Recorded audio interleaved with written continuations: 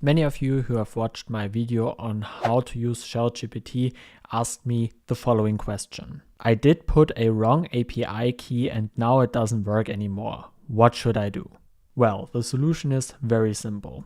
Just open this file with nano, go down to the entry OpenAI API key, and there is the current value for your API key. If you want to generate a new API key, you can go to this website and click on Create New Secret Key. I name it, for example, temp.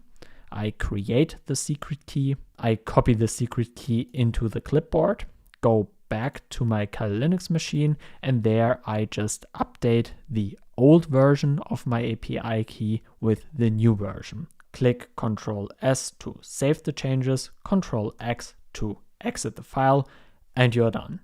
Now you can use the updated API key with shellgpt. If you have any questions, please leave them in the comments down below.